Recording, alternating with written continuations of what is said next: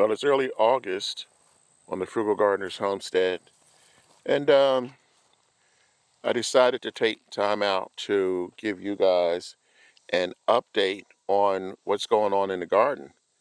The reason why I'm doing this update is because I had to replant some things. Like I said, it's early August, and this is the time where a lot of people just basically pack up for the rest of the season, and more than likely, that's it for them for the summer, or they transition to planting uh, fall crops, cabbages and broccoli and that sort of thing.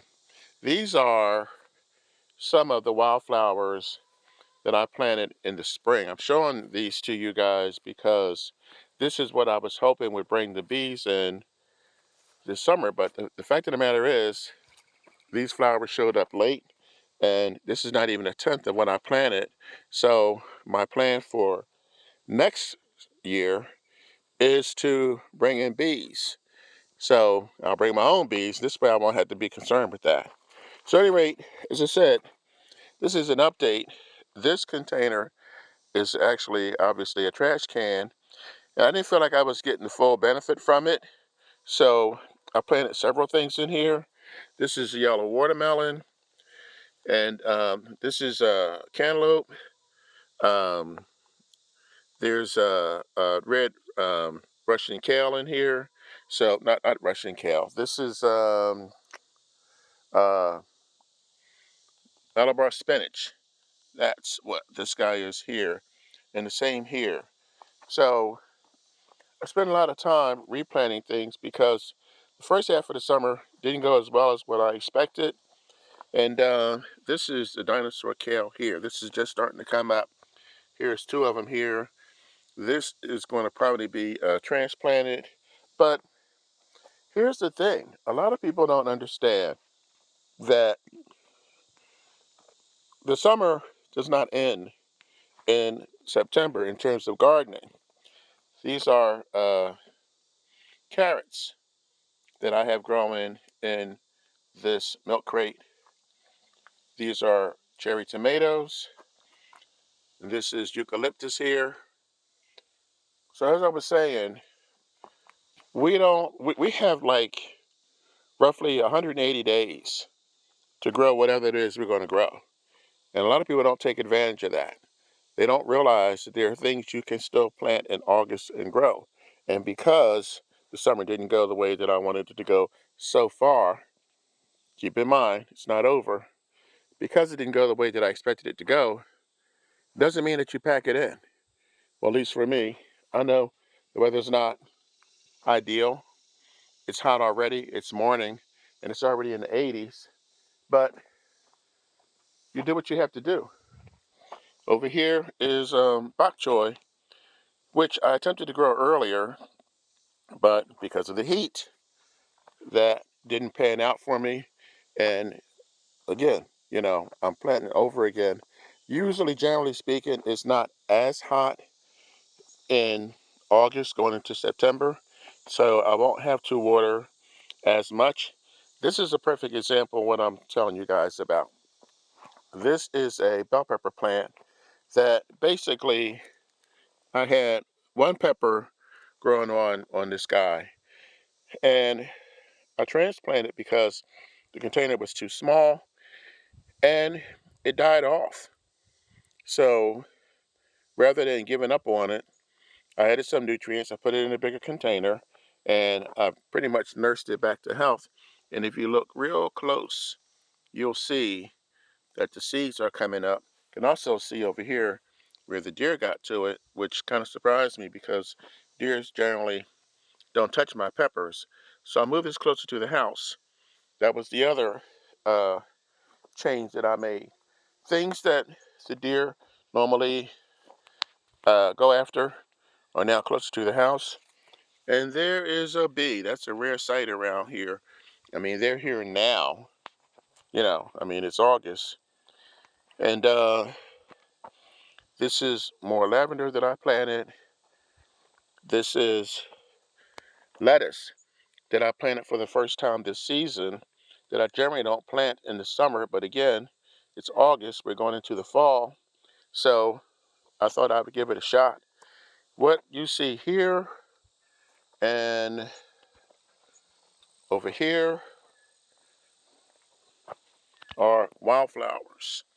This is sort of experimental for me because I showed you the ones behind me up here, but I thought, if I can get wildflowers to grow in containers, then I can do this early next spring. I can possibly even start them in the high tunnel, and this way, when the spring comes, whether I have beehives or not, I'll have the wildflowers that I can position wherever I want, and this way I'll get the bees hopefully earlier. So this is eucalyptus. This has been around for a while. These are small carrots that I grow in containers. I do this quite a bit. So you can see it's been a lot going on. I made a lot of changes, a lot of additions. These are tropia onions. Obviously they have not come up yet. Switching over to this side. I know this looks familiar to you guys. I've been using this, well, actually, at the other property, I've been using these for years. You can see how dry that is. I need to get out here and water these, but I used to do that in the evening. And I have a couple of cucumbers. It's not very big, but there's one. There's another small one coming up somewhere. So finally, some action here. What I decided to do here was a hodgepodge. This is the kitchen sink approach. Earlier this year, in the spring and early summer, what I did was I grew green beans in here. And, again, so I hate to sound like a broken record, but we had 1.85 inches of rain in July. I just got finished watching the Weather Channel. There's a Category 1 going across Florida right now. And it's approaching Jacksonville, where I have relatives. And they're talking about possible 20 inches of rain. 20 inches. We didn't even get 2 for the entire month.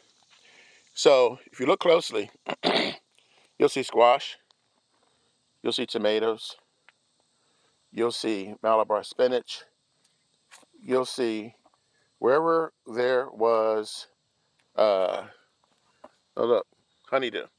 Wherever I had space, I just added in my starters. Put the starters in, well, one, because I didn't have room to put them anywhere else, and two, because this is an ideal spot in terms of sun. We're going to start going into the fall. The days are going to start getting shorter. And if I expect these to actually produce, by the way, these tomatoes are cherry tomatoes. I would not attempt to grow full-size tomatoes in zone 7A in August because, you're talking about October, November before you can actually harvest them. So that would be foolish. So I'm going to keep an eye on this. I'll come back out and water this evening because it doesn't make sense to water it now with the fact that it's going to, surprise, 90 again today. Well, above 90. It's going to be above 90 for the first 3 days of this week. And that's become par for the course. But I can still garden. It just takes me more patience, more water, and instead of gardening in midday or early afternoon, I have to get out here early in the morning or come out here in the evening and do my thing, do what I have to do. This is Jamaican sorrel. You can see from the red bark here, this is doing as well as I expected it to grow. But Here's more. This all has to be ripped out, and I'm going to use this fall to grow either cabbage or broccoli or collard greens. I don't know which one yet, but this did not work out for me over the summer, as you can see, and it's been overgrown, so I have to get rid of all this. But moving on, uh, these are some lavender plants that I transplanted, but I mainly want to show you guys the upgrades, the differences, the things that I changed. This is an area that I grew red Russian kale in last winter successfully, and I'm killing the weeds over here, so this has been covered for most of the summer. But check this out. This is another area that I completely redid. These are bush beans. These are carrots, all in here, starting to come up. And these are more beans, and these look like um, no, I'm sorry. These are squash. Matter of fact, there's a little label back there. So these are squash. These look like, I say look like because occasionally I still do forget to put the labels on these guys, but I think these are cucumbers. So I just totally redid this whole area. And it's working out well for two reasons. One, the bees are here. I don't really need bees for all these. I don't need the bees for carrots and such, but the bees have finally come, like I said earlier. And two, if you look close, you'll see this is covered with that netting that I started using this spring, which I should have been using all the way around on everything that I've grown. And I finally got around to it. I finally, just decided to go ahead and take the time and do it. And this is the reason why I am able to successfully now. This is the best area that I've had that's in ground. So over here, this is the red Russian kale. Now this is new, this is different. Different in a couple of ways. It's different because last year I had spinach over here, and it's different because this is the first time I'm actually growing something for the chickens. Yes, we have chickens, and they're not very finicky. They eat pretty much anything. So I planted this in thick. You can see how it's coming in. It's coming in well. And this is going to fill this whole area up in here. And I'll be able to harvest this several times. When it comes up, I'll cut it, feed it to the chickens, wait for it to come back, cut some more, and I'll be able to use this uh, pretty much throughout the fall. So I'm happy about that. And like I said, I've been busy. I know it's hard to, there have been people who have commented to me in the comment section about how difficult it's been this summer because of the heat. I get it, I understand. I have friends and relatives that I've taught how to garden, whose gardens have been kind of pretty much decimated because of the heat, and they're getting discouraged. And I don't know what to say, but don't quit. Because here's an example. This is my squash plant, and you can see the squash is coming up in here pretty good. This is a replant. This is a classic example of what I'm saying to you when you don't give up, when you don't quit. Because I had to put netting all over this bad boy. You can see it clearer on here. So the deer can't get to it. And I know the deer have been up here. I've seen the deer up here. And that's not all. Over here, more squash. So patience and persistence does sometimes pay off. So that's where we are.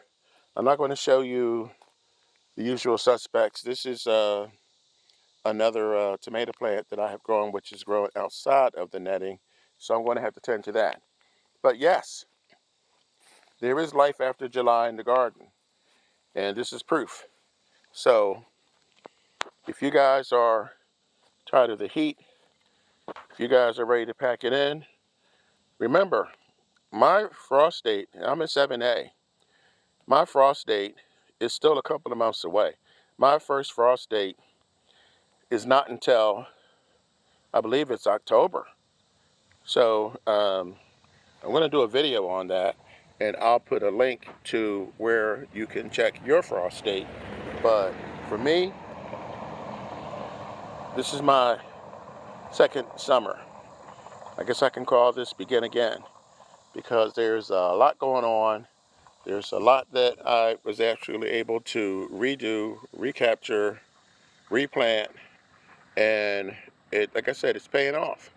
So I would suggest that you hit the subscribe button and the notification button, because I'm going to post a video real soon on how you can determine when your first frost date is and how much time you'll have and what you can grow in that time period.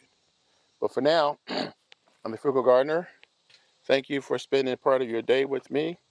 And remember, when you grow your own food, you'll always know where it comes from. I'll catch you guys in a couple of days on the next video. Make it a good one and go out and grow something. See you soon.